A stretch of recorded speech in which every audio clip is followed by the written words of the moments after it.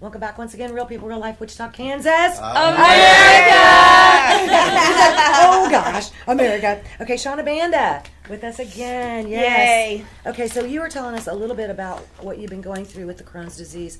How many years has it been? I was diagnosed in 2002. Okay. And there's been over 20 surgeries? Right around 20. Right around 20 surgeries.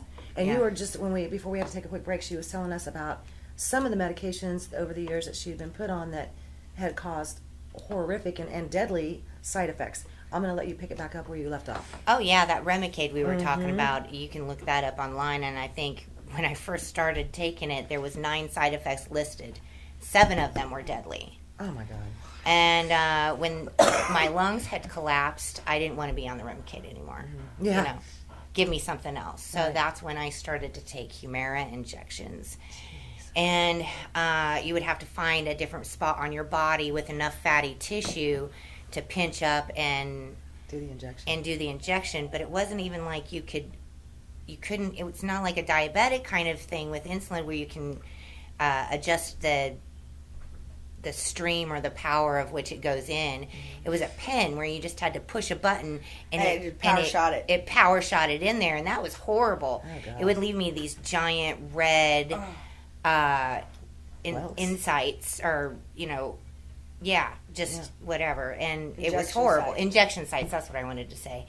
And it was horrible. Right. And so there was a time where from like 2007 to 2009 I started to get arthritis as well, so I couldn't walk.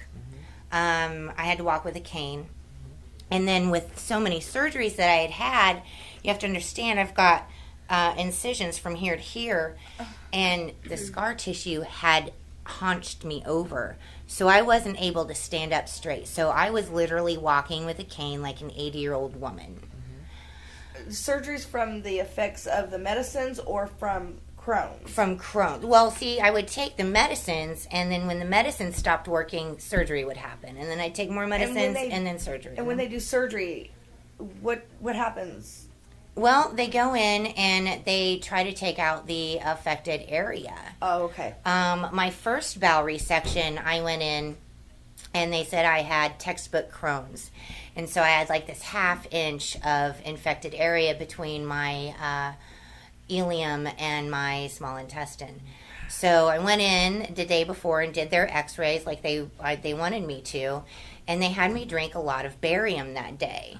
And barium is this chalky metallic substance that you drink that illuminates through on the x-ray. Well, none of that went through because, of course, I was there because I had a blockage. Mm-hmm. And overnight, that stuff concreted in my intestines. God. And for hours, I was in absolute pain and agony. Went in early, 2 hours early for the surgery because I couldn't take it anymore. I was in so much pain I couldn't even tell them what the hell was wrong with me because I didn't know, and I couldn't even think. When you're in that much pain, you can't think straight. Right. You can't do anything. You just need out. Or someone Something. get a bat. Yeah. You know? And so they ended up taking 18 inches Oh, my God. instead of the 1/2 inch. And so, I don't have an ileum anymore. They took a lot of my colon and a lot of my small intestine as well. So from that point on, my body has never been the same. And that would be the what you're talking about right there would be some of the medical evidence that was not available on Friday, correct? Yeah, because they said they didn't They get didn't it. have it, right. But it was okay. delivered, signature mail delivered 2 months ago. A month or Yes. so. I don't have that exact. Yeah, date, I don't but they- remember We do know, when over we a do month. know they have it. That we do know that they have it. Okay. Certified return receipt. So Yes. that you know for a fact they got it on a certain time. Yeah. Way in advance of what they. Yeah. Yeah. So here you are, 20-some surgeries, and literally a large laundry baskets or storage boxes. I don't know what to even think. Full of pills and drugs, and nothing was working. Nothing was So working. where- Going into the emergency room, I want to say, right there at the end, I went into the emergency room 9 different times in a 2-week period before I found the oil, and They literally offered me fentanyl patches to help ease my passing. There's nothing more that we can do To for ease you. your passing. Yes. For death. There's nothing more we can do for you. You've tried everything. Nothing is working on you. Would you like a fentanyl patch? You remember what fentanyl was? And I famous said for? no. What case? Yeah, Fentanyl. Michael Let's all Jackson and remember everything. fentanyl. Yeah. Go ahead. Fentanyl. Michael Jackson and a Michael number Jackson. of others with fentanyl, yeah. I've got a question. I have a nephew with Crohn's, and I think to put it in a perspective maybe that some people can understand, because some of this is just mind-blowing, people may not be able to understand. Yeah. But my nephew with his Crohn's, he couldn't even leave the house.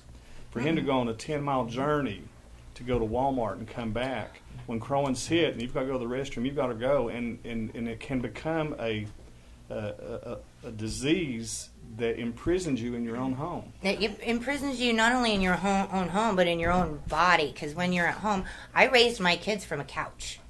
Literally, raised my kids from a couch. And going to Walmart was horrible. When they took the benches out, I don't know if they took them out all in all the Walmarts, but when they took the benches out of my Walmart, I thought I was going to die. Right. Because I needed that every 5 minutes to walking down to just sit. Because walking can cause your bowels to move as well. So when you're up and walking and your stomach hurts, think about it. Crohn's disease is like having a severe stomach flu or food poisoning that never What? goes away. You constantly puke, you constantly have diarrhea.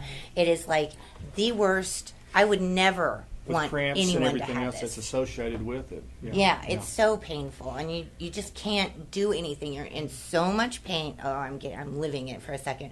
So you're in so much pain, you just want to curl into a ball and lay down and do nothing else. It would take me 3 days to do the dishes when I was sick. How did you stumble onto your solution? So, I had been smoking cannabis early on, and my husband was like, at the time, my husband was like, you have to try this because you have the same symptoms as cancer patients do. And I refused. I was a dare child. I was totally against it. I didn't want anything to do with it. But when you are that desperate, you want to try anything.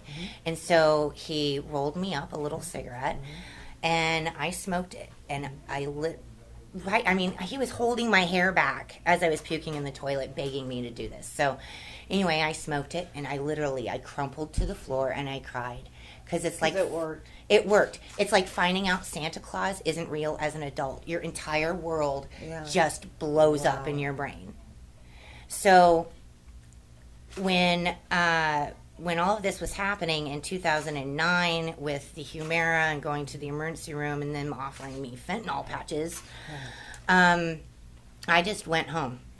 And I had this old-fashioned 70s glass dome vaporizer that my ex had gotten me after my lungs had collapsed, because he was like, you can't be smoking joints if your lungs collapsed. You need a vaporizer, which is smart. So... I brought out this vaporizer because the town was dry at the time, and that means it's hard to find.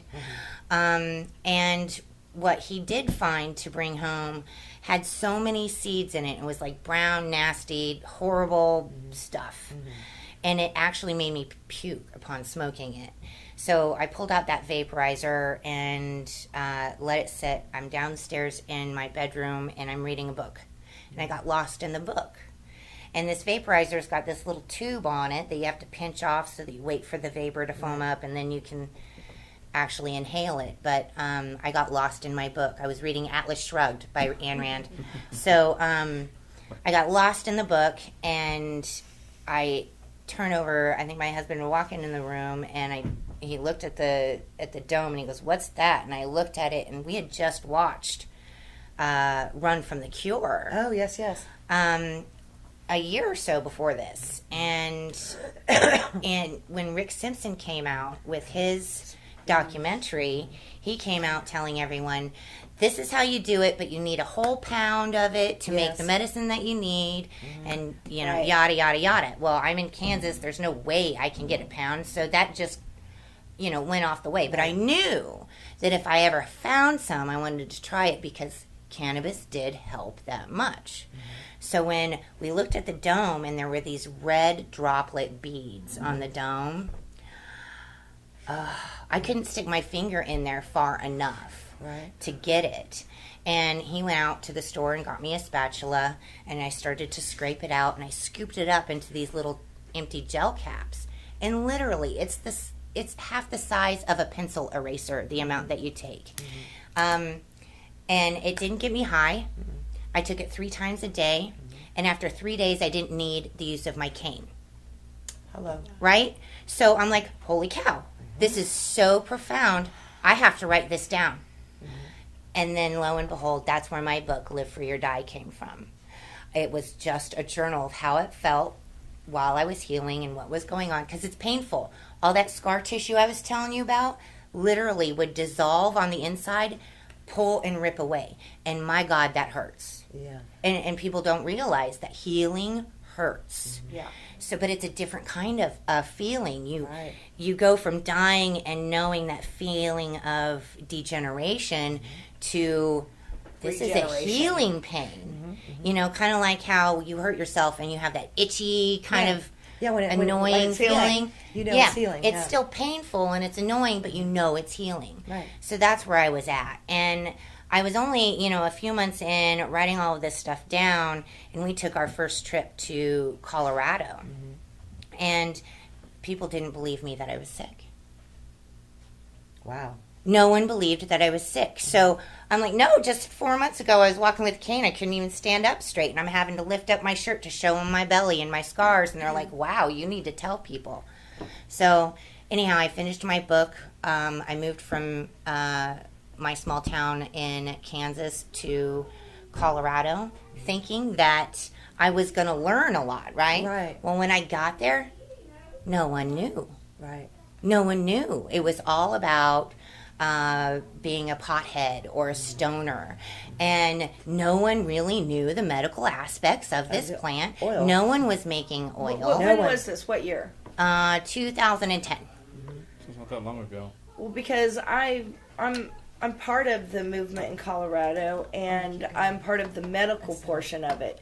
And so when you say that no one knew any of the medical I will say- portion, there was a huge movement already in full force from California and Colorado in 2003. Actually, is when it first started. Right. But that was based around smoking and edibles. True, very true. 'Kay. Smoking and edibles. And- the oil aspect of it didn't come out until about, like you said, about Exactly. 7 years ago. Well, Yeah. I think another interesting point, as I'm thinking about the viewing audience, you are not some left-wing screaming Democrat. No, in this absolutely process. not. I'm a I mean, registered Republican. Yeah. So this is an issue that the conservative Republicans or anyone who has a heart from a medical perspective, it seems to me, they should think about it. My question to those that are watching that would have questions would be, what would you do? That's You're been my going, Well, you're yeah, going how through many the times things have that you said Shauna's going through. What would you do? I know what I'd do. Right. Well, and then when you find the answer, do you keep it to yourself? Because of If you legality wa- issues. If you're watching someone that you love or know, and I've even seen strangers that I've been like, oh been my with you. gosh, you need help. I'm so sorry you're in pain. You get that instant empathy for them because you know that the pain that they're having is needless and it can go away. Right. And that's the saddest part of it. So it is just so sad. I have to and say come- that the saddest part to me is that a state line defines whether or not you get this care. Yeah, but you know what though? To me that's sad. I did name my book Live Free or Die for a reason because I found my oil. I healed in Kansas before I even moved to Colorado cuz it shouldn't matter where you live. It shouldn't. If you're dying and there's a plant that was put on this earth that has been proven to be non-toxic, the most non-toxic substance on the planet, it is safer than water. Then I should be allowed to use it I agree. to my I agree. own benefit. I agree. See, to me, an issue as well is that it may be legal in Colorado and not in Kansas, but Colorado is still under federal statute, which says it's illegal. Yeah. Yeah. And actually, when you come to the oil, it's not like you can purchase, a lot of people still call it Rick Simpson oil. You can't purchase that at any store. No. I mean, even in Colorado, you would need to have a Medical. medical card. You Yep. would need to go to a medical dispensary facility. and then you would be able to buy, the needed amount of oil. Rick Simpson oil is what it is. And all- it comes in normally, depending on the situation, you'll probably get about 10 syringes in a Ziploc bag. Not just Ziploc, I mean, these things, you can't break into these suckers. And you may get as many as 3 bags, and that's about a 2 or 3 month supply of what you would need. And over this last 2 weeks, the government has actually moved into all of the dispensaries to find out whether or not the extractions are legal, because they've said that it's legal, but now I don't know if they're just trying to find a way to make more money off of it, but they've gone in and there's a whole other investigation on the oils. Yeah, now. but I don't even want Right. to get into that. Everybody People don't can know do what it they're doing. themselves. That's the thing. Is it safer to do it yourself? It's safer to grow the plant yourself and to make the oil yourself, because then you know what's actually in it and what it is doing for you. And you know what And I strain. personally believe you should, when you grow it, you put that seed in Yes. your mouth and you allow your DNA to germinate with that seed, and that plant will grow for you. That's why you ask any grower, their stuff's the best. You ask any oil maker, their stuff's the best. I'm not doing that. I'm saying, you know what? Make your own and do it for yourself.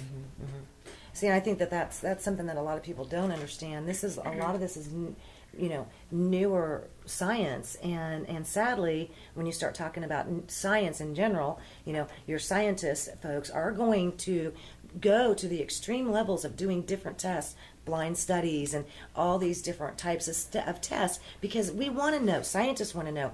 We want to know. Okay, and why can't we do those tests? Why? Okay. Why? It's a Schedule 1. That's it. because it's Because the illegal. government says no. Right. So But didn't they say yes for some amount of oil to be legal now here in Kansas? I'm not even I gonna deal think with they on did that. this the It's not the same CBD thing, and Yeah.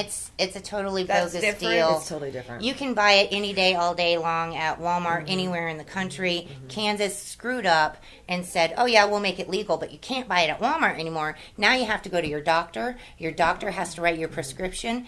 Then it has to come from a government qualified facility. So good luck getting your oil. Yeah. So they regulated it harder. They regulated it harder and took your freedoms away.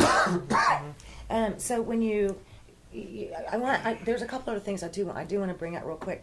What happened? Let's get to that. We've kind of established, and you guys can let me know. I think we've established a little more about what Crohn's disease is. Right. Okay. And I think we've established too that the incredible amount of surgeries and the disgusting amount of pharmaceuticals that you've tried to live your life on and it didn't work. Right. We've established the fact that even medical said here's some medication, go home and die. And then you wrote your book, Live Free or Die. You were able to cure yourself and heal yourself. It made a very big difference in everything in your life. You were able to start living your life again. What happened that landed that you got in us where court. we are now? So I ended up separating from my husband in Colorado. And I could not make it on my own. It's so expensive there. And everyone's migrating there. And everybody's, bigger and better than everyone else. So it's truly dog eat dog.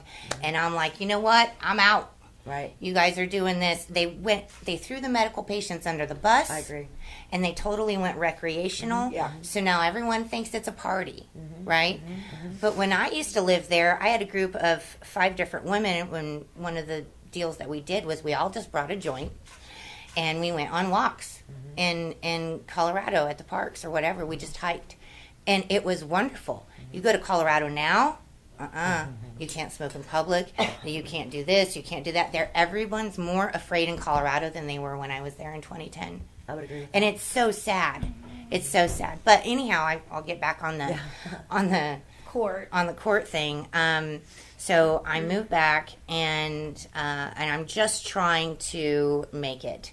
I was a restaurant manager before I did all of this, and when I came back, I thought, you know what, I can't go back to that anymore. It's just too much. So I learned what I used in Colorado, and I became a massage therapist in Garden City, and I started my own business. And it was finally, oh my gosh, so we struggled so hard in Colorado that when I was able to pay, or when I was able to get on my own in Garden City, I was finally able to pay my bills every month, on time, every month. And it's a pride thing. Right. So for 2 years, I'd paid my bills every month, on time, each month. didn't get behind, was starting to come up. We finally had a Christmas that I was like, yes, you guys get to have presents this year. Right. I mean, it was really that bad. So then my youngest is at school. And all of a sudden, I get a phone call from an officer's phone, a number I didn't recognize on my cell phone, saying that they were at my house and they would like me to come home immediately. And I was like, why? I'm What doing they my said taxes. from school? Well, so my son is at school at this point. See, and that's all I know. And an officer's calling me on my phone as soon as I walk in the door to get my taxes done. So I'm on the phone with the officer saying, I just got here. Can it wait? You know, can you come back in a few hours? Nope. You have to come home. I thought that was the strangest thing in the world. So gave her my stuff and handed her money and was like, thank you, bye-bye, I'm sorry. Yeah. Wow. And I went back to my house, and as I'm driving back, and, you know, I'm an activist at this point, you know, 10 years Right. in, I'm going, I have to record this. As soon as I get there, I've got to record this. Right. And so that's what I did. Brilliant. I got out my phone, and I pulled it out, and I started recording. And every time they screwed up, I asked them to repeat their name. Every single time. Right. You know? And let's see. So they were there, said that they wanted to make sure my home was safe. And I was like, bye-bye. You're not getting into my home. I'm not giving you authority to search my house. You know, all of this stuff. And they're telling me my son's at school this whole time. 4 o'clock rolls around, and he's supposed to come up on the bus. They won't let me inside my own house, so I'm just sitting on my porch waiting for my son. He doesn't show up at 4 o'clock, so I call the school. Where's my son? Oh, they took him to the law enforcement center hours ago. What? So they told me at that point, well, not at that point, they told me before that I was able to leave my house. Right? They weren't keeping me. They just were securing my house. So I got my happy butt in the car, and I drove to the law enforcement center, and I walked through those doors, and I demanded my child. Well, yeah. But I'm confused as to how it was brought to their attention.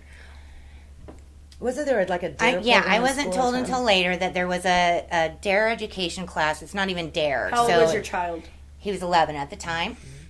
And it was a drug education class that was presented by a counselor. And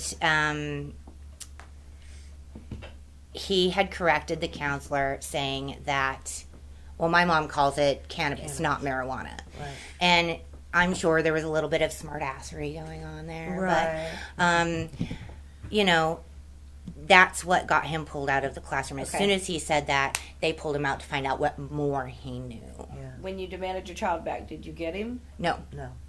What? No.